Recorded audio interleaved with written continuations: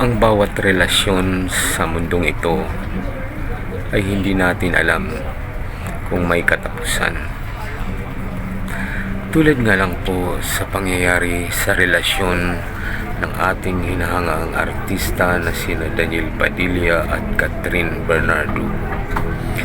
Alam po natin na matagal din po silang nagkasama, 11 years. Sino ba ang maniniwala at sino ba ang nakakaalam na ang relasyong yun ay magtatapos lang sa isang iglap?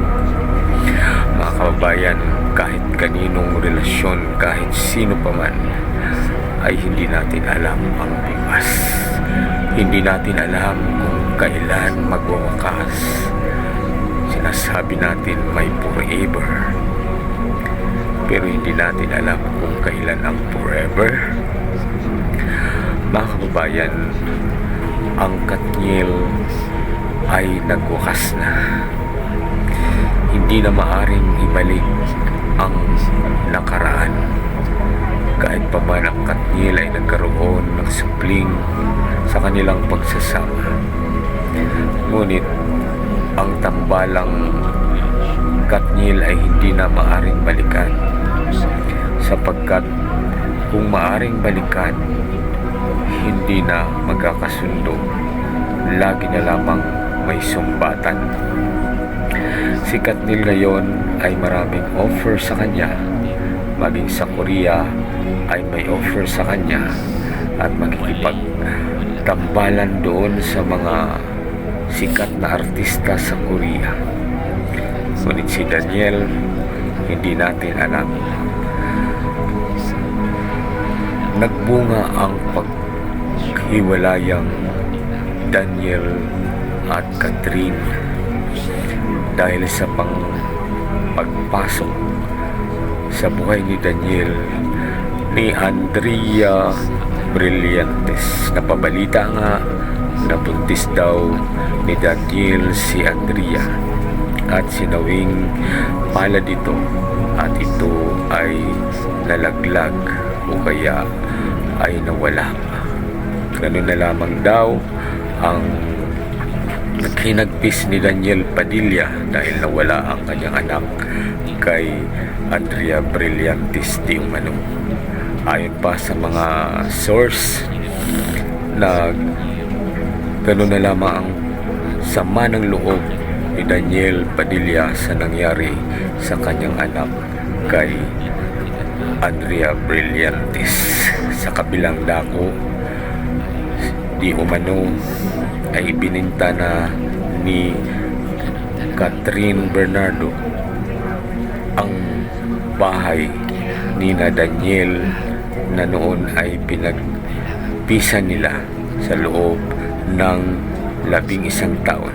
Ganoon na lamang umano ang galit ni Carla Estrada. Bakit nagawa ni Catherine na ibinta ang tahanan nila na hindi nagpaalam kay Daniel Padilla?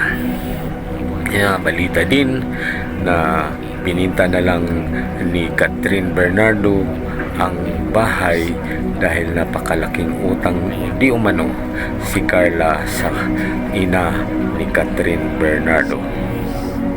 Yan po ang mga nasagap natin ng mga balita tungkol sa kakahiwalay lang na mag-couple sa showbiz.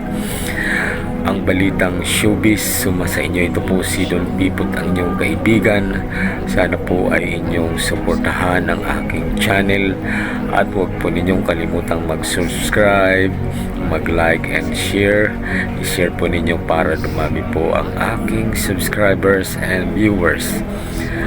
Tulungan po ninyo sana ko upang lumago pa ang aking mga viewers. Suportahan ninyo ang Don Pipot channel. Ito po si Don Pipot, ang inyong kaibigan. Maligayang Pasko po sa ating lahat. Sabi natin, sa relasyon, walang forever. Ngunit sa libingan, may forever. Kaya maligayang Pasko sa inyong lahat. Manigong bagong taon. Maraming salamat po. I love you. Pagpalain tayo ng may kapal. Don people, bye-bye. Maraming salamat po. Thank you very much. Maligayang shout out po sa ating mga subscribers, sa ating mga kaibigan. Maraming salamat po sa inyo. Thank you. Bye-bye po. I love you all. Bye-bye. Bye-bye na po.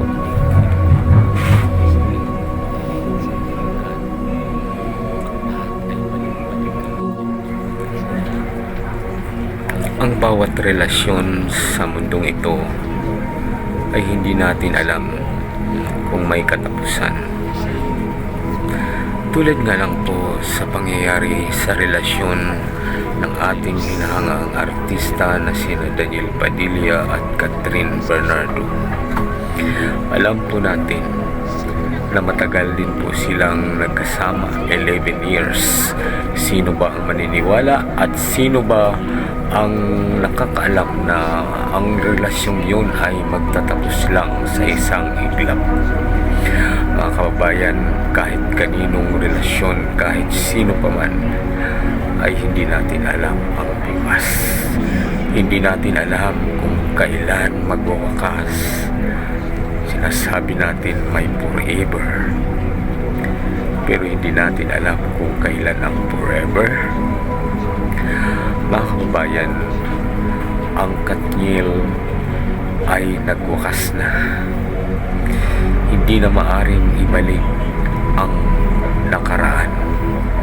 Kahit pa man ang Katniel ay nagkaroon ng supling sa kanilang pagsasama.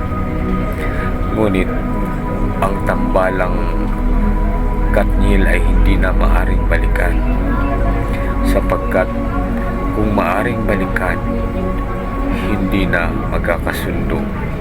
Lagi na lamang may sumbatan. Si Katniel ngayon ay maraming offer sa kanya. Maging sa Korea ay may offer sa kanya at makikipagtambalan doon sa mga sikat na artista sa Korea. Ngunit si Daniel, hindi natin alam. Nagbunga ang paghiwalayang Daniel at Catherine dahil sa pagpasok sa buhay ni Daniel ni Andrea Brillantes. Napabalita nga na buntis daw ni Daniel si Andrea at sinawing pala dito at ito ay nalaglag o kaya ay nawala.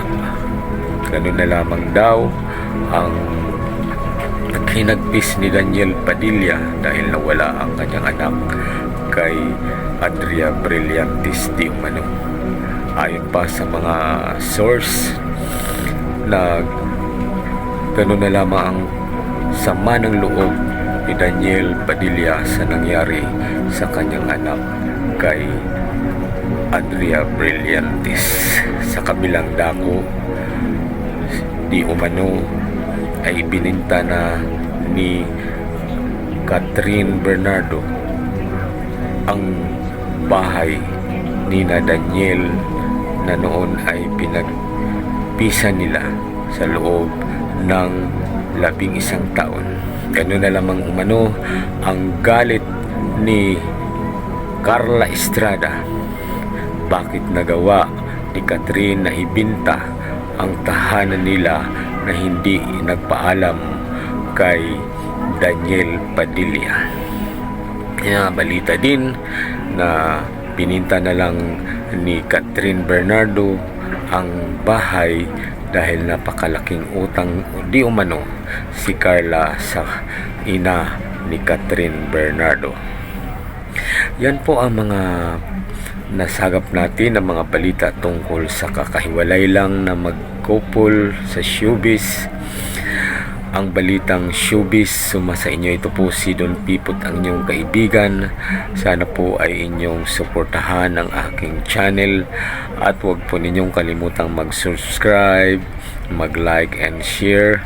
I-share po ninyo para dumami po ang aking subscribers and viewers. Tulungan po ninyo sana ko upang lumago pa ang aking mga viewers. Suportahan ninyo ang Don Pipot channel. Ito po si Don Pipot, ang inyong kaibigan. Maligayang Pasko po sa ating lahat. Sabi natin, sa relasyon, walang forever. Ngunit sa libingan, may forever.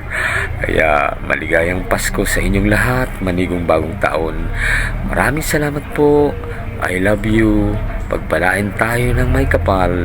Don Pipot. Bye-bye. Maraming salamat po. Thank you very much. Maligayang Pasko. Shout out po sa ating mga subscribers, sa ating mga kaibigan. Maraming salamat po sa inyo. Thank you. Bye-bye po. I love you all. Bye-bye. Bye-bye na po.